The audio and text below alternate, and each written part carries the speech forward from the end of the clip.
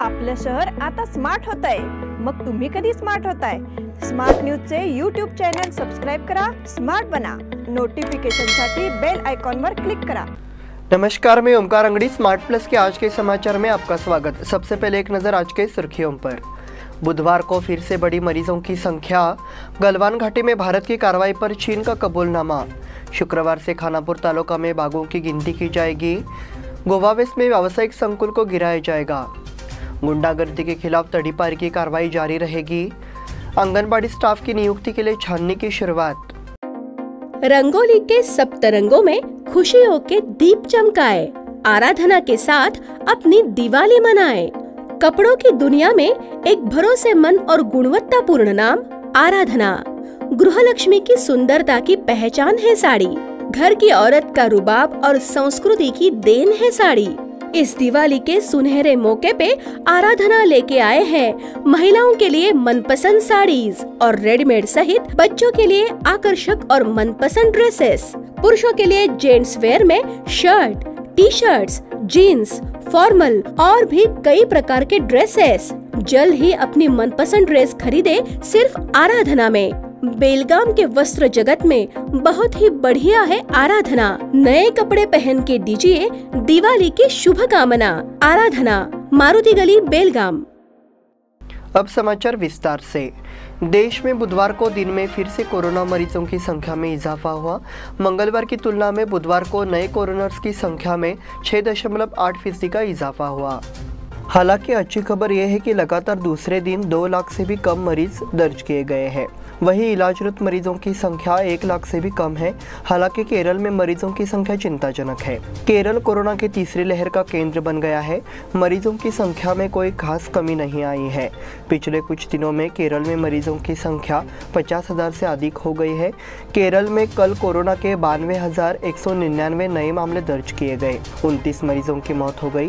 केरल के साथ साथ महाराष्ट्र में भी कोरोना मरीजों की संख्या में इजाफा देखने को मिला। राज्य में कल दिन के दौरान 18,067 कोरोना रोग के नए मामले दर्ज किए गए। 79 मरीजों की मौत हुई। मुंबई में कल 1,121 मामले सामने आए और 10 मरीजों की मौत हुई। गलवान घाटी में भारत की कार्रवाई पर चीन का कबूलनामा। चीन ने भारत को भड़काने के लिए लगातार कदम उठाए हैं। नियंत्रण रेखा पर जारी तनाव के बीच चीन ने एक बार फिर कुछ ऐसा किया है जिससे मामला और बिगड़ सकता है। चीन ने बीजिंग विंटर ओलंपिक को राजनीतिक मंच बना दिया है। चीन के सरकारी ग्लोबल टाइम्स अखबार के मुताबिक पीपल्स लिबरेशन आर्मी रेजिमेंट के कमांडर क्यूई फेबाओ ओलंपिक रिले के दौरान मशालची के तौर पर नजर आते हैं। फेबियो को भारत के साथ गलवान घाटी सीमा पर झड़प में सिर में चोट लगी थी, इसलिए स्पष्ट है कि चीन के इस कृत्य से भारतीय सैनिकों के साथ संघर्ष हुआ है। अमेरिकी सीनेट की विदेश संबंध समिति के एक शीर्ष सांसद ने भारतीय सैनिकों के साथ संघर्ष में घायल हुए सैन्य अधिकारी को ओलंपिक के लिए मशालची बनाने के चीन के फैसले की निंदा की। एक चीनी रेजिमेंटल कमांडर जो जून 2020 में गलवान घाटी में भारतीय सैनिकों के साथ हिंसक झड़प में गंभीर रूप से घायल हो गया था, बीजिंग खेलों में मशालची बन गया, ऐसा स्थानीय मीडिया ने बताया। एक तरफ चीन लगातार कहता रहा है कि बीजिंग को शीतकालीन ओलंपिक का राजनीतिकरण नहीं करना चाहिए। चीन द्वारा ओलंपिक का विरोध किए जाने को लेकर अमेरिका समेत कई यूरोपीय देशों द्वारा सवाल उठाए जा रहे हैं। शुक्रवार से खानापुर तालुका में बाघों की गिनती की जाएगी। बेलगाम विभागीय वन के खानापुर तालुका के जंगलों में रहते हैं 4 साल में एक बार होने वाली बाघ गणना कल शुक्रवार से शुरू हो रही है। राष्ट्रीय बाघ संरक्षण प्राधिकरण द्वारा स्थानीय लोगों और कर्मचारियों की मदद से 45 दिनों की बाघ गणना की जाएगी। 2015-16 की वन्यजीव जनगणना ने भीमगढ़, नागरगली अभयारण्य, जाम्बोटी और कनकुंबी क्षेत्रों में 7 पट्टी बाघों के अस्तित्व का खुलासा किया। उस समय गणना कैमरा ट्रैप और पैरों के निशान पर आधारित थी। तब से बाघों की संख्या 12 से बढ़कर 15 हो गई है। वर्तमान बाघों की संख्या रेखा विभाजन और कैमरा ट्रैक के 4 तरीकों पर आधारित होगी।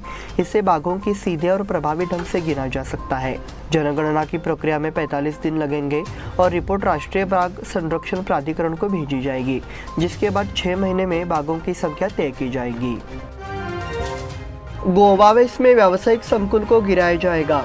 गोवा वेस्ट में 35 साल पहले बने कमर्शियल कॉम्प्लेक्स को अब गिराया जाएगा। इस संबंध में आवश्यक कदम उठाए गए हैं। साथ ही कॉम्प्लेक्स के 56 व्यापारियों को नोटिस जारी किया गया है। इससे यहाँ के कारोबारी समुदाय को झटका लगा है। कुछ अब मामले को कोर्ट तक ले जाने की तैयारी कर रहे हैं। बेलगाम नगर निगम द्वारा स्थापित है परिसर निगम के लिए आय का स्रोत थे। बेलगाम दक्षिण और उत्तर दोनों के मध्य भाग में स्थित यह परिसर कई लोगों के लिए सुविधाजनक है। इस व्यापार परिसर में शहर के कुछ जाने माने व्यापारियों ने अपना व्यवसाय स्थापित किया था। साथ ही निगम का राजस्व विभाग कार्यालय भी इसी स्थान पर स्थापित किया गया था। हालांकि निगम प्रणाली इस परिसर को ठीक से बनाए रखने में विफल रही है और अब उसे डंप करने और आगे बढ़ाने का समय आ गया है। इसलिए सालों से यहाँ कारोबार कर रहे चर्च अब डरे हुए हैं।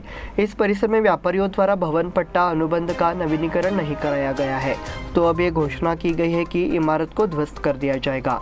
हालांकि यहाँ का कारोबारी समुदाय अब कोर्ट में जाने की तैयारी कर रहा है।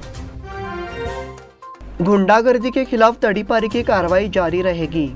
डीसीपी रविंद्र गडाड़ी ने चेतावनी दी है कि बेलगाम शहर और उसके आसपास के इलाकों में बदमाशी और आतंक फैलाने वालों के खिलाफ कड़ी कार्रवाई की जाएगी।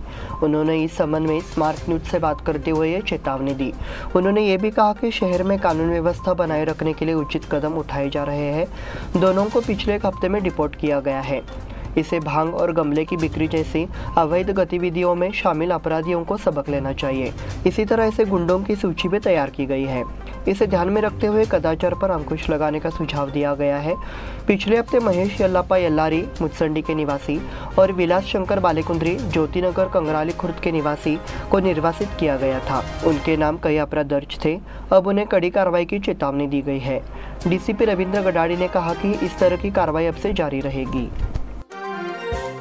आंगनबाड़ी स्टाफ की नियुक्ति के लिए छाननी की शुरुआत।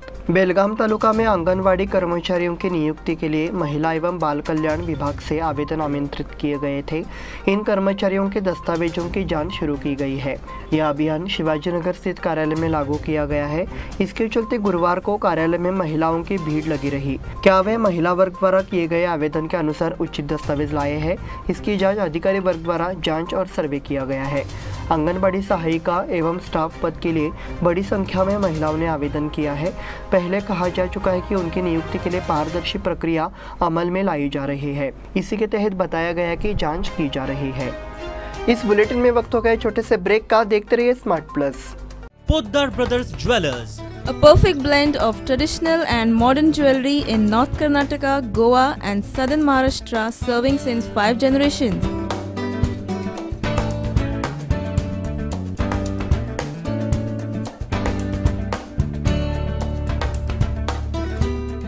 exclusive gold, silver and platinum jewelry showroom.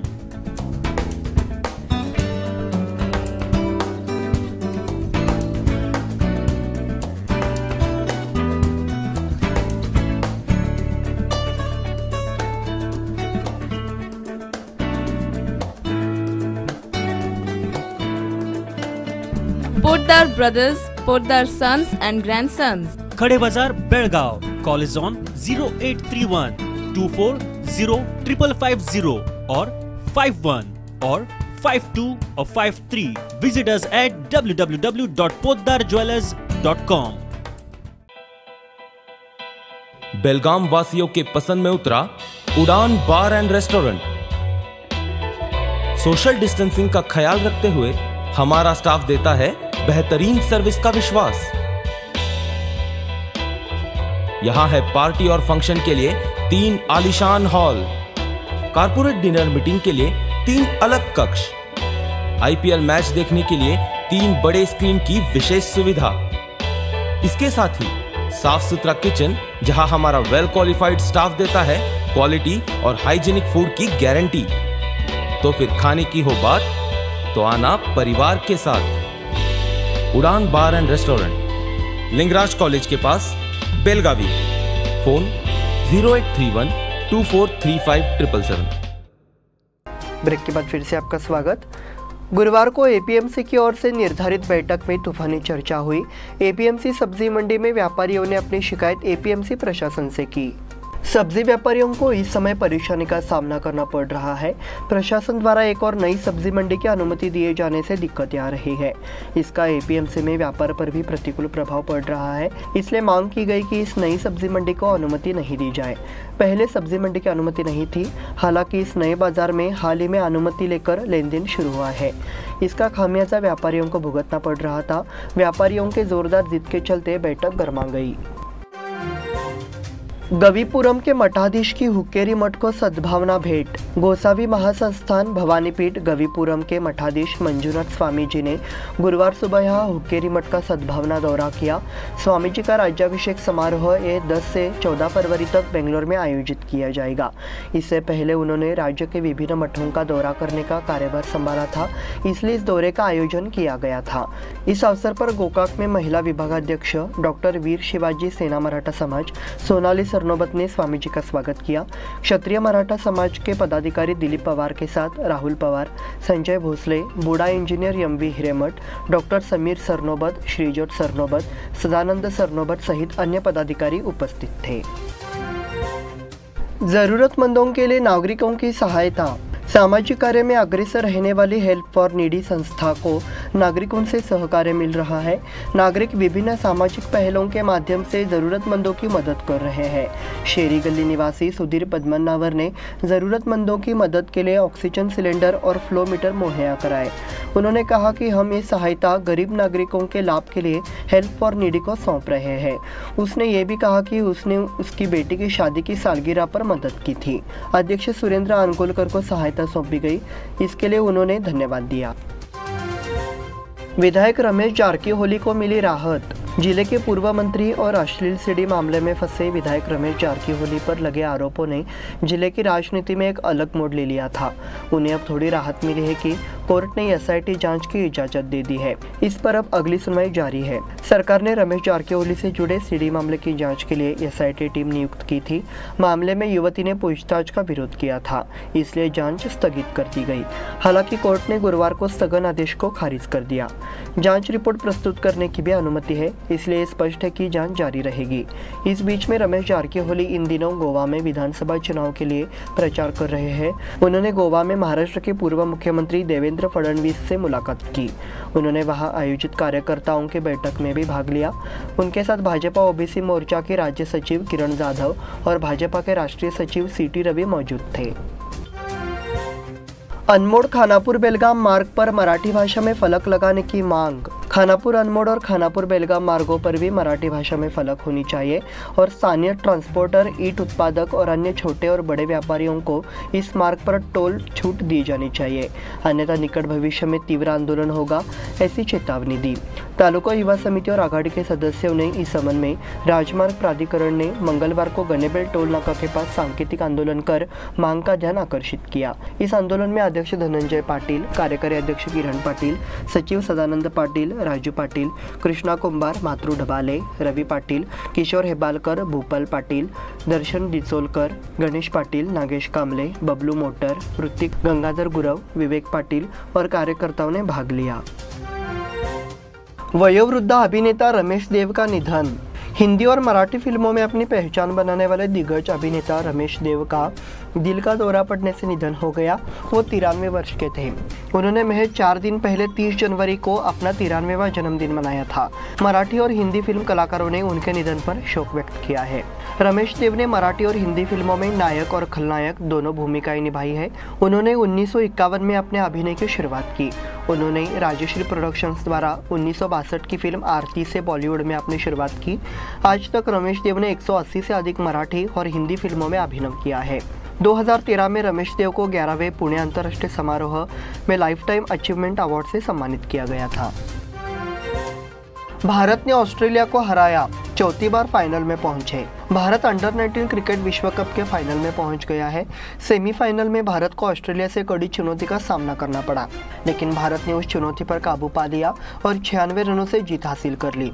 Bharat और इंग्लैंड अब खिताब के लिए शनिवार को आमने सामने होंगे। फास्ट फॉरवर्ड क्लब ने जगजंपी फुटबॉल ट्रॉफी जीता। एनके स्पोर्ट्स द्वारा आयोजित यूनियन जिमखाना के टर्फ फुटबॉल ग्राउंड में ओपन जगजंपी कप 6-a-साइड फुटबॉल टूर्नामेंट जीता। बीवी फुटबॉल एफसी टीम उपविजेता रही।